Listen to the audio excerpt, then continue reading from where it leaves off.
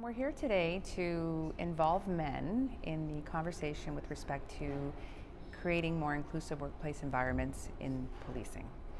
And I think it's an ideal time because we have a lot of male leaders that are open to this conversation. We have a lot of diversity groups that are open to this conversation. And we have women leaders that are open to this conversation. So it's about bringing about change. We had an event last year which was women only.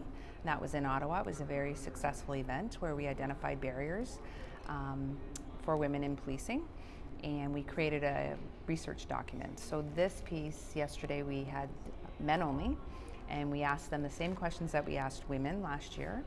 And we have Carleton University under Linda Duxbury's guidance is going to finish the research paper. So we'll put that together. We're going to present it to the OACP executive, probably in April, we're hoping. Create a platform for the chiefs to look at from the mouths of their frontline individuals, officers, and really kind of call to action that we need to stop talking about it and we need to start moving forward. And we're hoping for that because we do have some phenomenal leaders here. I've never met Deputy Chief Rouse from York. I was fascinated with his responses, his interaction, his engagement. And York is embarking on a culture change project. So that is a testament that we're open to this now and the leaders are open to change. I think originally we were hoping for 70 and 70.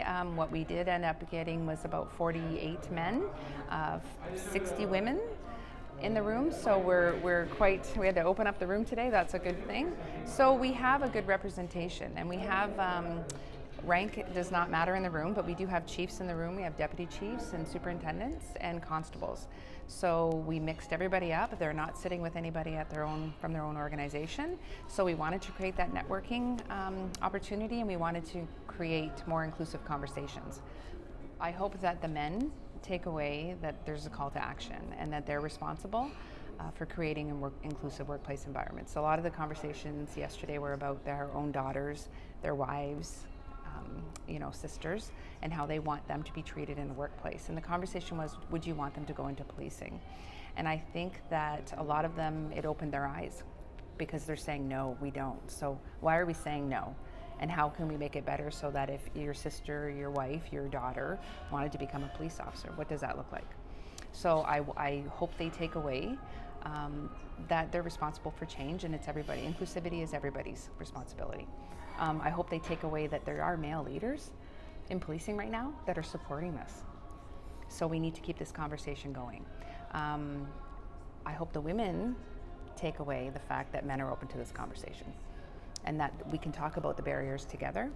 And we also know that men and women are experiencing the same barriers because they have double income homes, so men are taking parental leave. It's cliquey, like every organization, it's cliquey. So if you're not in the popular group, you're not getting promoted on merit. So men struggle with that too, just as women do. And a lot of the conversation is about having promotions based on merit, not being able to say, well, you just got the job because you're a woman. So men are going to be more aware of those conversations. So we just want everybody to take away that we're going to continue the conversation. This is not the last event. We've had an unbelievable amount of support over the last 2 days. So I think that you'll see more of us and more of this advancing We in Policing group. Stay tuned. My name is Sergeant David Jones, and I'm here from the Edmonton Police Service. So I was doing my master's with the University of Cambridge in the UK, and when it came to doing my thesis research, I wanted to look for something that was topical. And there are lots of topics that we could have chosen from, but to me, I saw that my police service was really actively trying to recruit women into policing. We have women-only police information sessions and fitness run with the recruiter sessions, and we're spending a lot of energy and resources on that portion of our recruitment. But I wanted to take a look at our process to see if there were any barriers. It's one thing to invite people in the door, but then if the next door is locked, then what's the point of all that work that we're doing? So that's what I wanted to take a good look at. And one of the surprises for me was that women actually do better through our full-on selection process than men do. That's fantastic, and that's maybe something that nobody had really known that before, even though the raw data was all there. And so it's something that's maybe something we could use in our recruitment efforts. One of the other things is we're not tracking all the numbers the way that we should. And so where we're losing folks from information session all the way through application, we don't know why. And so it's about asking some of those questions about why and really reaching out. And that's part of this allyship idea is it's one thing to say you support it but sort of be a passive participant, but it's another to really dig in and listen and maybe call some of those folks who aren't putting in their applications and say, hey, you showed up to our information session. Is there anything that we can do to help answer some more questions to get you to put in your application? One of the things that I found really surprising was that our fitness tests go back to a history of really trying to be exclusionary.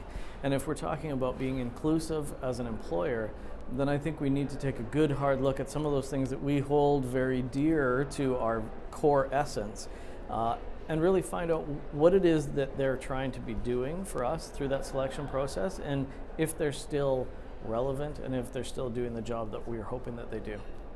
Well, this research has been presented to my local chiefs, and it's a provincial process, so that's going to be in the hands of the province at this point. Where it goes from here, I got invited to come to this conference and speak. I'm very happy to do that, and happy to keep doing that because I think it's an important conversation to start. I'm really encouraged by what I see at this conference, the fact that so many men are here as well as women, even though it's a women's issue, and so the fact that men are showing up and also really participating in a meaningful way, and some of the words that we heard from some of our very senior police leaders in Ontario are really encouraging that we're actually seeing some meaningful change.